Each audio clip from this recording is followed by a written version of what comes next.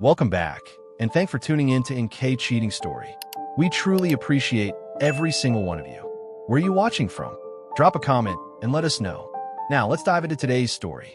My name is Jackson Turner, and I was the kind of husband who brought home flowers for no reason, the kind of dad who read bedtime stories twice just to see his kids smile.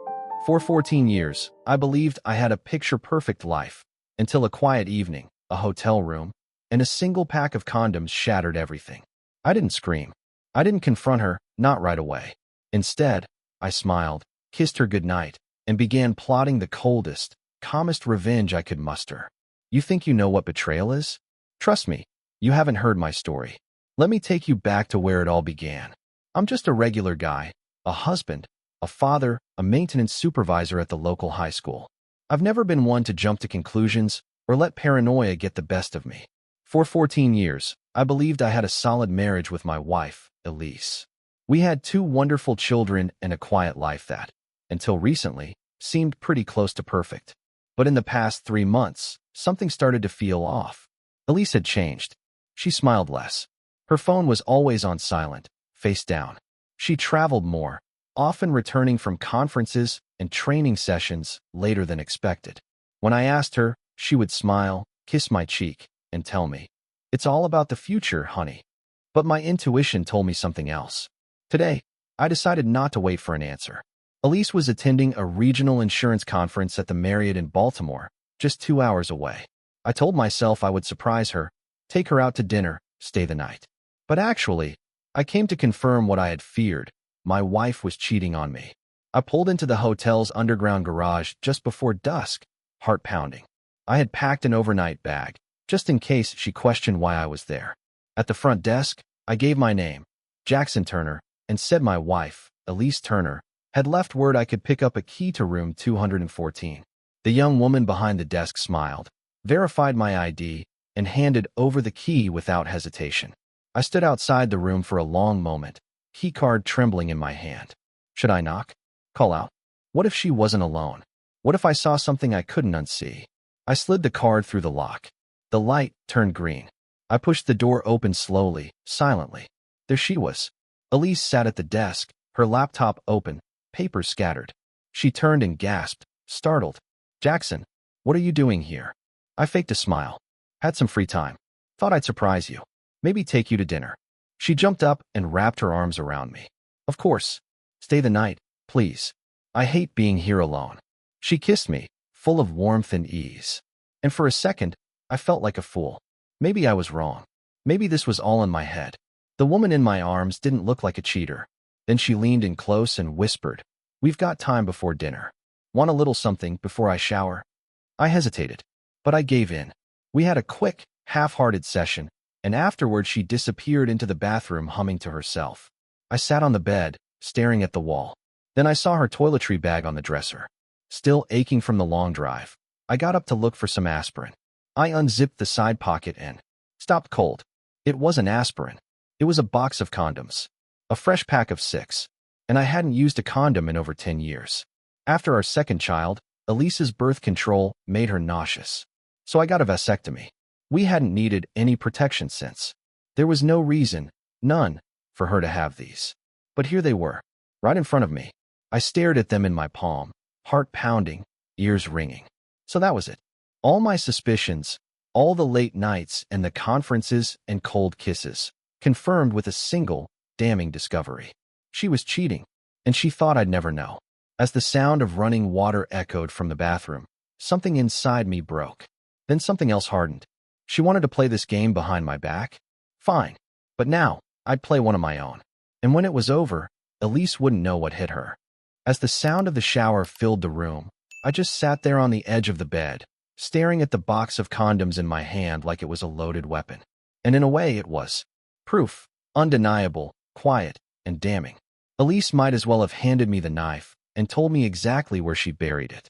I should have stormed into the bathroom, demanded answers, screamed, "Why?" But I didn't. I couldn't. I wasn't ready for her lies, not yet. Instead, I reached into the side pocket of her toiletry bag and found something else. Safety pins. She kept them for wardrobe emergencies, but tonight, they would serve a different purpose. with a kind of detached focus I didn't know I had in me. I took one of the pins and slowly punctured a hole right through the middle of each condom. All 6 of them. Not big holes, just enough. Enough to ruin the plan. Enough to sabotage whatever little fantasy she had with him. As I slipped the damaged condoms back into her bag, I felt no guilt. Just ice-cold resolve. She wanted to play games? Then let the games begin. Elise was still in the shower, humming some pop song like everything in her world was fine. I reached for my phone and dialed Marcus, my oldest friend, and one of the few people I could trust. "Hey, I need a favor," I said, keeping my voice low. "Name it," he replied instantly. "I need you to call me in an hour. Say there's a water pipe that burst at the school, something urgent. I'll handle the rest." There was a pause. Marcus wasn't stupid. He knew what I was up to, but he didn't ask questions. He just said, "I'll call at 7. You okay?" "Not really," I muttered. "But I will be." When Elise came out of the bathroom in a towel, she looked radiant, fresh, glowing, full of fake sweetness. She asked if I wanted to stay the night again. I smiled and said yes. Then I looked at her and wondered how many times she'd worn that exact expression for someone else. Dinner was awkward, at least for me. I barely touched my food. Elise was chatting about her meetings, her colleagues, her inspiring sessions. I wanted to vomit. Then she mentioned him, Carter Langston. She called him Kirk at work, but I'd seen his name pop up on her texts once before. The guy who was just her mentor. The same one who always happened to be at every conference she went to. "Carter stopped by the room earlier," she said, sipping her rose. "I must have missed him when I was in the shower. He left a note. Such a sweetheart." My stomach twisted, but I didn't flinch. I leaned in, trying to play the part of the loving husband. "Do you enjoy working with him?" She smiled. "He's very experienced. I've learned a lot." "I bet you have." Still, I didn't confront her. Not yet. The call from Marcus came right on time. I excused myself, took the call in the hotel lobby, and walked back with a fabricated look of concern. "Elise, I'm so sorry. There's been a water pipe burst at school. I've got to head back tonight." She blinked, then sighed. "Well, that's too bad. I guess it's just one of those things." She didn't seem angry, not even disappointed. She just nodded, sipped her wine again, and said, "Drive safe." That told me everything I needed to know. She hadn't planned for me to be here tonight anyway. Her plans were with someone else. I had interrupted something. Or maybe I just delayed it. Back at the room, I packed my bag while she kissed me goodbye like everything was fine. On the elevator ride down, guess who walked in? Carter Langston. Tall, sharp, smug. The kind of man who knows he's been with someone else's wife and doesn't care. He smiled at Elise like they shared a secret. "Hey, Elise," he said. "I stopped by earlier, but you didn't answer. Hope I didn't interrupt anything." My blood ran cold. I shook his hand, barely, and forced a smile. "Oh, you're Jackson," he said, all too casually. "Elise talks about you all the time." I looked him in the eye and lied. "Likewise." The doors opened, and I walked out of that hotel with one thing on my mind: war. But not the kind you fight with fists. This would be slow, surgical, calculated. I wouldn't just expose her.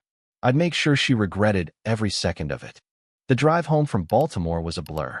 The lights on the freeway, the hum of the engine, the ache in my chest, it all blended into one long, hollow sensation. I'd played it cool, kept my face still, my voice calm. But inside, I was boiling. Elise thought she was clever.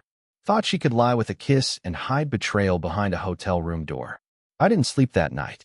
I lay in bed, staring at the ceiling, replaying every moment from the past 3 months, every late-night meeting, every extended conference. Every time she looked me in the eyes and told me she loved me. I felt like a fool. And fools like me? We don't stay that way for long. Saturday came faster than I expected. The annual company picnic for her firm, Globius Insurance, was being held at a local park. Elise was excited about it. Said it'd be great for the kids. And truthfully, the only reason I agreed to go was for Sarah and Logan. They didn't deserve any of this. I pulled into the park's gravel lot, the kids bouncing with excitement in the back seat. Elise wore her bright smile, her casual sundress, her carefully crafted mask. She was good. I'll give her that. Too good. If I hadn't seen those condoms myself, I might have still believed her. We set up under the trees with the rest of the employees and their families. I kept my distance from Elise most of the time. She was busy chatting with Carter Langston and the rest of her crew. The way she smiled at him, like he was the center of her world, made my skin crawl. They weren't being inappropriate, at least not physically, but emotionally. There was an intimacy between them that no husband should ever witness. So I did what any betrayed man in my position might do. I kept quiet, stayed alert, and waited for my moment. That's when she approached. A striking woman with deep auburn hair and sharp blue eyes. Her presence cut through the crowd like a blade. She walked straight up to me and smiled politely. "You must be Jackson Turner," she said. "I am," I replied cautiously. "And you are?" "Valerie Langston," she said, offering her hand. "Carter's wife." The name hit me like a punch to the gut. I stared at her for a beat, then slowly shook her hand. "Pleasure," I lied. She leaned in slightly. "Mind if we talk somewhere quieter?" There was something about her tone, serious, steady, and heavy with intention. I nodded. "Lead the way." We walked about 100 yards down toward the lake, away from the laughter, the games, the kids. We sat on a bench shaded by oak trees, a gentle breeze rustling through the leaves. Valerie didn't waste time. "I know about the affair," she said, blunt and cold. "Carter and your wife." I didn't even flinch. "I found out last week." Her eyes narrowed with interest. "How?" "Condoms. In her travel bag. We haven't used those since I got snipped 6 years ago." She gave a dry chuckle. "I hired a private investigator 2 months ago. He's been tracking them." I looked at her, surprised. "So you've got proof?" She nodded, pulling out her phone. "Photos. Phone logs. Timestamps. I don't have video yet, but I'm working on it." A wave of adrenaline surged through me. "I want to divorce him," she continued. "But I need more evidence. My lawyer said if I can get Megan to testify or provide a notarized statement, it'll strengthen my case. And if you're filing, too, maybe we can help each other." I stared out at the lake for a long second. This wasn't just about Elise anymore. This was bigger. "I'm in," I said. We talked more, swapping details. Valerie was thorough, way more prepared than I was. She'd already filed a complaint against Globius for turning a blind eye to the workplace affair. She was threatening a lawsuit, and from what she said, it wasn't an empty threat. "Carter's playing golf tomorrow," she said casually. "He leaves around 9 and is gone most of the day. Why don't you come over mid-morning? I'll show you everything I've got, video, files, copies." "Sure," I said, nodding.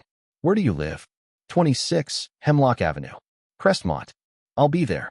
As we walked back up the hill toward the rest of the group, nobody noticed we'd been gone. Elise was laughing with Carter again, like nothing in the world could touch her.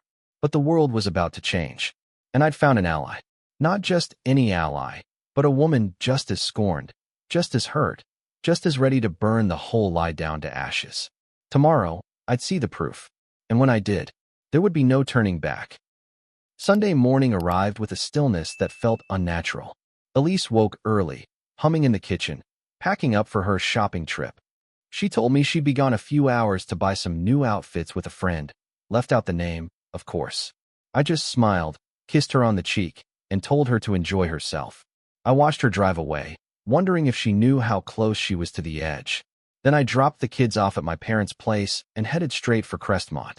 Valerie's house was exactly what I expected: clean, stylish, understated but expensive. She opened the door with a faint smile, her auburn hair pulled back, her expression calm but unreadable. "Right on time," she said, stepping aside to let me in. I followed her into a sleek den with a leather couch and a large flat-screen monitor on the wall. On the coffee table sat a laptop, a remote, and 2 folders, one labeled Megan, the other Carter. "Have a seat," she said. "Drink?" "I've got soda, water, wine." "Pepsi," I replied, taking a seat. She handed me a cold can, then picked up the remote and pointed it at the monitor. The screen lit up with a live feed, an empty motel room. Clean, clinical, and quietly damning. "They're not there yet," Valerie said. "But they will be. Carter's got a tea time at 9:15. He always brings Megan along. Says she's his lucky charm." She rolled her eyes. "You paid for all this?" I asked. $1,400. "Worth every cent," she said. "And don't worry, it's all recorded. You'll get a copy." We sat in silence for a while, sipping our drinks. The tension in the room was thick, electric. She slid the 2 folders toward me. Photos, timestamps, call logs, hotel receipts. His credit card was stupid enough to leave a trail a mile wide. He never thought anyone would look. I opened the Megan folder first. The first picture nearly took my breath away. Elise, my Elise, exiting a hotel room in a trench coat and sunglasses. Alone, but the door behind her still open, with Carter standing just out of frame. The timestamps were all from evenings she had late meetings. Dates lined up perfectly with every business trip she claimed was mandatory. Page after page, there she was, smiling at him across a restaurant table, leaning into his shoulder in a parking garage. At one point, I recognized a necklace I gave her for our 10th anniversary, dangling between the collar of her blouse as she leaned in for a kiss I never received. I clenched my jaw. Valerie didn't say anything. She didn't have to. Just then, the monitor blinked. Activity. Carter entered the motel room, followed closely by Elise. They didn't talk, didn't look around. They started undressing immediately, like they were on autopilot. It was like watching a well-rehearsed scene, no passion, no hesitation. My stomach turned. You don't have to watch all of it, Valerie said softly. I nodded. I know, but I need to. She didn't speak again. Neither did I.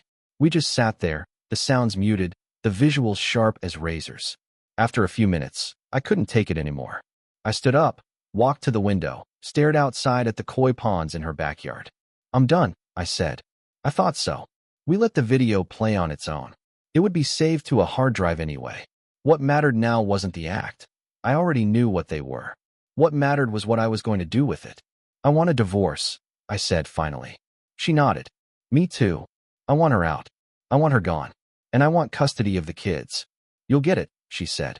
Especially with this. She paused, then added, there's one more thing. I turned to face her. I'm suing Globius. I've got emails showing management knew about their affair. They ignored it. Legally, they're exposed.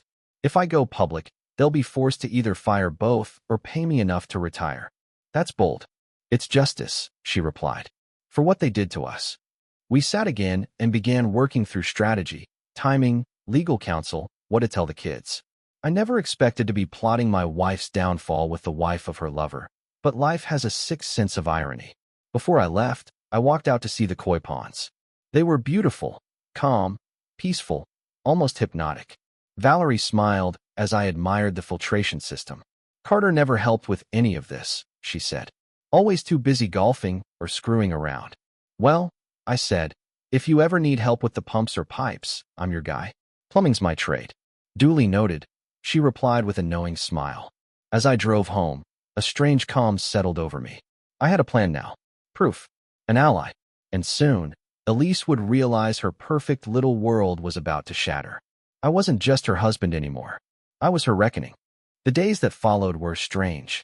Elise came home from her shopping trip, beaming, as if nothing had changed. She laughed with the kids, kissed me on the cheek, and even brought back a couple of shirts for me, something she hadn't done in years. If I hadn't known the truth, I might have believed we were still a happy family. But now, I watched her like a hawk. Every move, every glance at her phone, every time she slipped away to the bathroom or typed a message a little too quickly. I smiled when she looked at me, nodded in all the right places, and even let her crawl into bed beside me without flinching. But I didn't touch her. Not anymore. It was like lying next to a stranger wrapped in familiar skin. A woman who had taken every ounce of trust one gave and ripped it to shreds behind my back. And somehow, she had the audacity to act like nothing had happened. But I knew. And now, I was waiting. 2 days after her return, I did what I always did when something needed fixing. I got to work. First, I called my attorney. Told him I needed a divorce lawyer, one who specialized in asset protection and child custody. I didn't give him all the details yet, just enough to let him know this would get messy. Next, I went back through our finances. Elise and I had joint accounts, but I'd always had a personal savings account in my name, just in case. I began quietly moving my paychecks there, cutting off the shared pool of money. I also had access to her car's title, our insurance policies, and the mortgage paperwork. I started preparing everything for separation, slowly, carefully, without triggering alarms. And then came the final piece of the puzzle, a visit to the clinic. I drove 3 hours to Elise's sister's town, where Elise claimed she'd be heading next weekend for rest and recovery. Supposedly, she'd be staying with her sister Nancy, enjoying a relaxing few days with no distractions. I knew better. Valerie's surveillance had revealed the truth. Elise was pregnant, and not by me. I'd snipped that possibility years ago.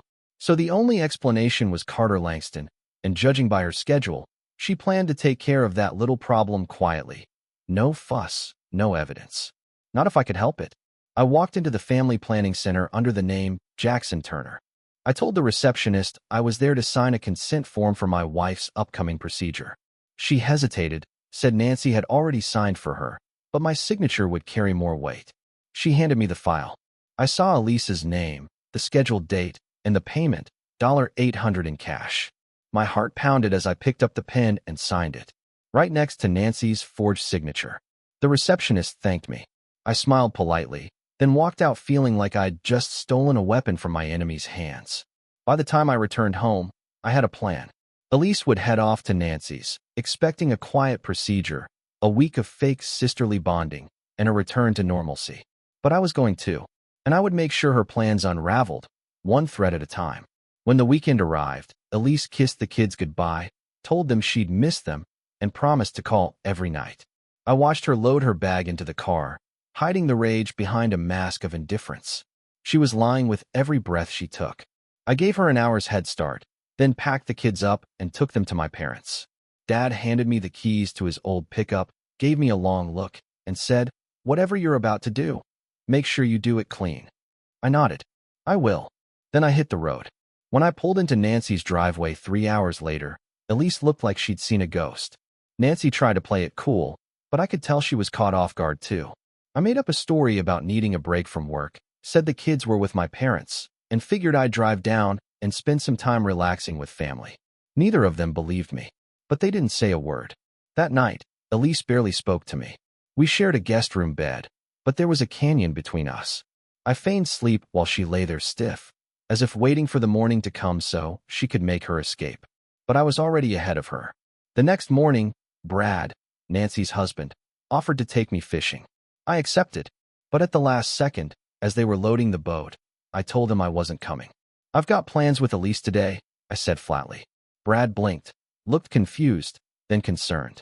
Nancy came storming out of the house, whispering furiously into her phone. I didn't care. I poured myself a cup of coffee, sat on the porch, and waited. By now, they were running late for the appointment. Very late. And I had no intention of letting them leave without me. I wasn't trying to stop her, not really. But I was going to make sure she remembered this day for the rest of her life. I stayed 2 steps ahead the entire morning. When Nancy and Elise came down dressed and ready, the tension in the air was suffocating. Elise barely made eye contact. Nancy, on the other hand, looked at me like she wanted to carve my heart out with a butter knife. "We're going shopping," Elise said, her voice too bright, too forced. "Just girl stuff. Lingerie, maybe some nightwear. You probably don't want to tag along." I smiled. "Actually, I do. We're only here for a few days, and I thought we could grab lunch afterward. Something nice. Just the 3 of us." Elise stiffened. Nancy stood frozen for a second, then stormed off to the kitchen, muttering something under her breath. They weren't expecting this. Good. 20 minutes later, the 3 of us were crammed into Elise's car, riding in silence toward the mall. I offered to drive, just to keep control of the situation, and made sure we took the scenic route, letting every traffic light and detour drag out the clock. I could see Nancy checking her watch. Elise kept glancing nervously at her phone. I was enjoying myself. By the time we pulled into the mall's parking lot, they had already missed their appointment. I didn't say a word, just parked, leaned back in my seat, and said, "Let's shop." Inside the mall, I gave them space. I didn't hover or make a scene, but I never lost sight of them. They bounced from store to store, pretending to be carefree, holding up nightgowns and whispering to each other. But I could see the panic behind their eyes. They knew what I was doing. I was blocking the escape route. We had lunch at Olive Garden, the air between us heavy with unspoken war. Elise barely touched her salad. Nancy didn't speak unless she had to.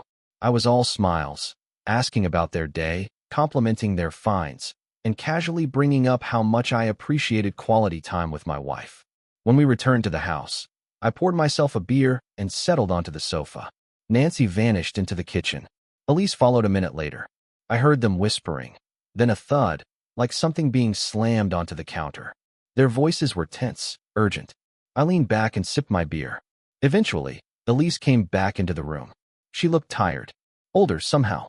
"Can we talk?" she asked. I nodded and led her into the kitchen. She stood by the counter, arms crossed, eyes filled with fire and fear. "I know what you're doing," she said. "I'm just spending time with my wife," I replied calmly. "Is that so strange? You're sabotaging me." I set my drink down. "No, I'm just making sure I get to be part of decisions that involve my life, my family, my marriage. I didn't want you to find out like this." "Oh, so how was I supposed to find out? After it was over? When you came home and pretended everything was fine again?" She looked away. "I didn't ask for any of this." "You sure about that?" Silence. I reached behind me, grabbed the manila envelope I had brought, and slid it across the counter toward her. "What's this?" "Divorce papers." She didn't touch them. "I've asked you repeatedly to quit your job, to stop seeing Carter. And every single time, you said no. So now I'm saying no. No to the lies. No to the games. No to you pretending like I'm some clueless idiot while you sleep around. You're overreacting," she snapped. I laughed, short, bitter. "Am I?" I opened the envelope and laid out the photos. Her face drained of color. Picture after picture. Elise and Carter. Embracing. Kissing. Walking into hotels. Same clothes. Same timestamps. Same smug betrayal on her face. Her hands trembled. You were spying on me?" "No, I wasn't spying. I was confirming what I already knew. The truth." Tears welled in her eyes, but I felt nothing. No pity. No mercy. "You want to know the worst part?" I said, leaning in. "It's not the cheating. It's the lying. The planning. The way you smiled at me every day while you were letting another man crawl into your bed." She sank into a chair. "I didn't mean for it to happen," she whispered. "Save it, Carter, and you made your choices. Now I'm making mine." She sobbed, head in her hands. I pulled one final item from the envelope. A small safety pin. She looked up, confused. "This," I said, sliding it across the table, "is what I used to poke holes in every single condom I found in your bag." She gasped. "For 2 months now," I said. 48 condoms. All of them compromised. I figured Carter should enjoy a little surprise of his own. "You're insane."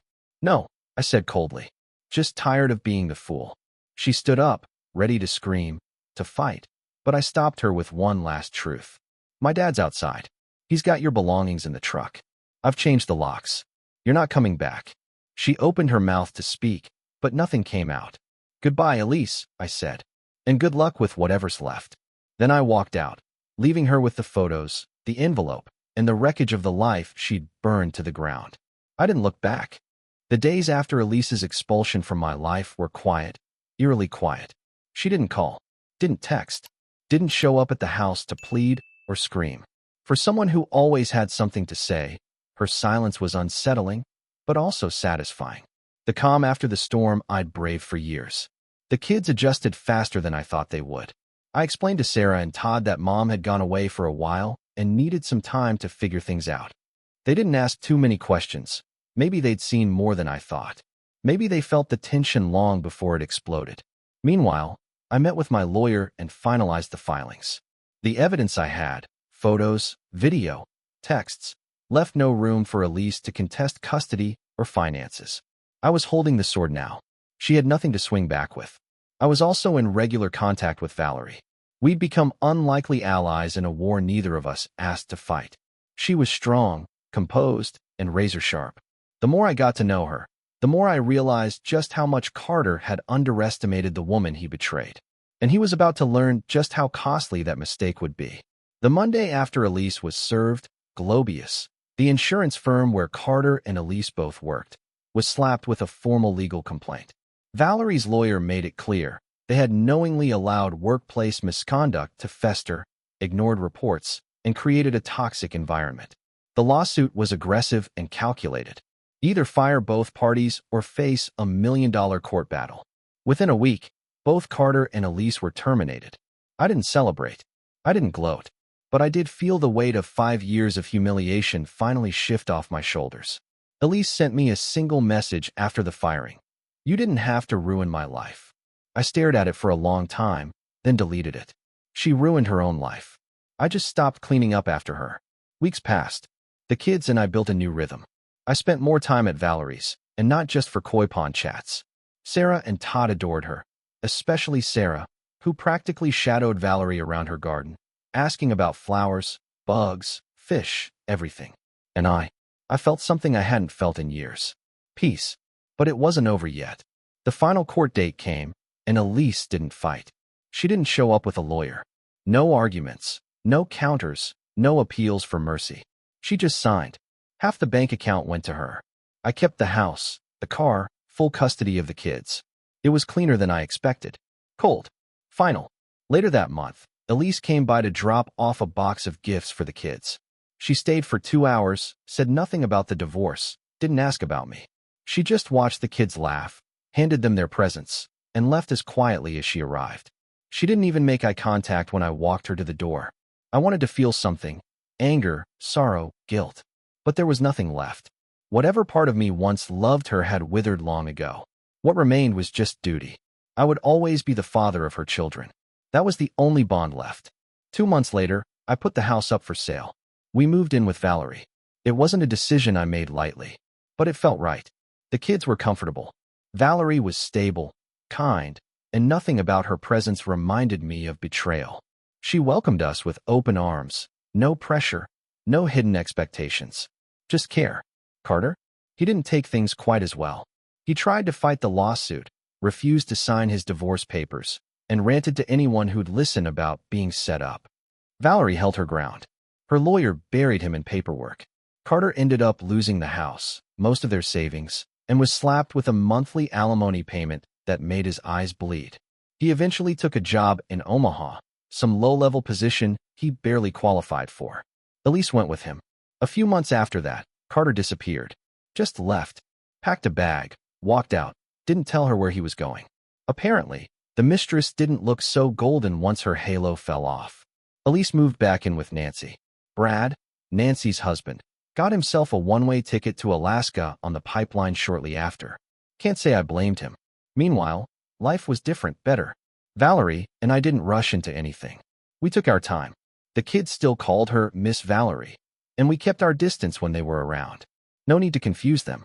But at night, when the house was still and the air was soft, she'd sit beside me, a glass of wine in her hand, her warmth grounding me in ways I didn't realize I needed. Eventually, we started talking about the future, about what life might look like after all this mess finally faded into memory, about healing, about love, not the kind that blinds you, but the kind that makes you stronger. And as I looked at her, I realized something. The worst thing Elise ever did wasn't the affair. It was convincing me, for so long, that I didn't deserve better. Now I knew I did. And for the first time in years, I believed it. 5 years passed. Enough time, they say, for wounds to heal. Enough time to rebuild. Enough time to forget. But some truths, they don't fade. They wait, like landmines beneath soft soil, quiet, patient, deadly. It happened on a quiet Sunday afternoon. Valerie and I were preparing lunch in our new home. Nothing fancy, just sandwiches, chips, and lemonade for the kids. Sarah was now 17, Todd 15. They'd grown so fast. Sarah was smart, confident, carrying herself with a strength that sometimes startled me. Todd had my sarcasm and Valerie's calm. Life was good. But that day, everything changed. Elise showed up at our door. I hadn't seen her in almost 2 years. The last I'd heard, she was working part-time at a bookstore and living with Nancy. Her face was thinner, her eyes dull. She looked tired, like life had kept swinging, and she'd stopped trying to dodge. "I need to talk to you," she said. Valerie was in the kitchen. I nodded, stepped outside, closed the door behind us. "You have 5 minutes." She swallowed hard. I didn't know how to say this earlier. I should have, but I was afraid. Of what? She looked away. Of losing everything. Again. I folded my arms.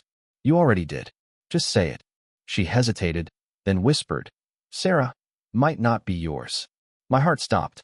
I didn't speak. I couldn't. My lungs refused to pull in air. "It was only once," Elise rushed to say. "One night. It was early in our marriage, during one of those insurance conferences. I'd been drinking. I thought it didn't mean anything." I turned away, hands on my hips, trying to breathe. "She's our daughter," she said, stepping closer. "You raised her. She loves you." My voice came out cold. "Did you ever even wonder? When she was born, did you look at her and think maybe, just maybe, she wasn't mine?" Elise's silence answered for her. The rage came slow, heavy, a weight pressing on my ribs. After everything, After the betrayal, the lies, the divorce, this was the final blow. The part of my life I thought had been untouched, the one thing I still held on to with pride, was now under question. I looked her dead in the eyes. "You need to leave." She opened her mouth, maybe to apologize, maybe to beg, but I was already walking back inside. That night, after the kids went to bed, I told Valerie. We sat in the living room, lights dim, silence stretching between us like barbed wire. "I need to know," I said. "I need to be sure." She nodded slowly. "A DNA test." I nodded. The test took a week. The results came in on a gray Thursday morning. I opened the envelope alone. The world stopped spinning. Sarah wasn't my biological daughter. I dropped the paper, sat down, stared at the wall for what felt like an hour. My mind played every memory, every birthday party, every scraped knee, every bedtime story. And now, every one of those memories came with a shadow. But when Sarah came home from school, smiling, holding a test paper she'd aced, I knew the truth. It didn't matter. Biology is science. But fatherhood, that's love. Sacrifice. Years of being there when it counts. And I had been there. I always would be. Still, the betrayal cut deeper than I ever imagined. Not just from Elise, but from the universe itself. As if it wasn't enough to be cheated on, lied to, discarded. Now, even the foundation of my fatherhood had been built on deceit. A week later, I called my lawyer and updated my will. Sarah wasn't in it. Not because I stopped loving her, but because I needed her to know the truth. I needed her to ask me why. And when she did, I would tell her everything. Maybe not now. Maybe not until she was older. But someday she'd know. Meanwhile, Elise's spiral only worsened. After Carter abandoned her, she lost her job, turned to drinking, and was hospitalized more than once. Valerie told me Elise had reached out, begging for help, claiming she was at the end. I told Valerie to ignore it. I'd given Elise enough of my life. I had nothing left to offer her. Sarah and Todd saw her on holidays, sometimes weekends. I never stopped them. I never poisoned their minds. But deep down, I hoped they'd see her for who she truly was. Valerie and I married the following spring. A quiet ceremony. Just close friends and family. The kids stood beside us, Sarah in a pale blue dress, Todd in a suit one size too big. Valerie looked radiant, calm, unshakable, the woman who had helped me piece myself back together. I looked out at the crowd, at the life I had rebuilt, and felt something I hadn't felt in a long, long time. Freedom, not just from Elise, but from the pain, the shame, the years of second-guessing my worth. I had faced the truth, stared it in the eyes, and I didn't let it destroy me. That was my victory. Because sometimes, the worst betrayals don't come with knives. They come with smiles, with soft words, with decades of false comfort. But once the truth is out, you get to decide who you become next. And I chose to become something stronger than the pain that made me. Looking back, after everything I endured, I realized this story wasn't just about betrayal. It was about clarity. About rediscovering who I was when everything I thought I had was stripped away. If there's one thing life taught me through all this, it's that pain doesn't break you. It reveals you. For those of us in our later years, it's easy to believe that change is no longer possible, that we must endure quietly for the sake of keeping peace. But that's a lie we tell ourselves out of fear. The truth is, no matter your age, you deserve respect, honesty, and peace in your heart. Don't let guilt, shame, or time hold you hostage in someone else's lie. Whether it's leaving a toxic relationship, setting boundaries with those who've wronged you, or simply choosing yourself after decades of sacrifice, it's never too late. Healing isn't a luxury of the young. It's a right of the living. And if I can rebuild after decades of lies, anyone can. Stand tall, speak truth, and protect your peace. Because in the end, that's the only thing that truly belongs to you.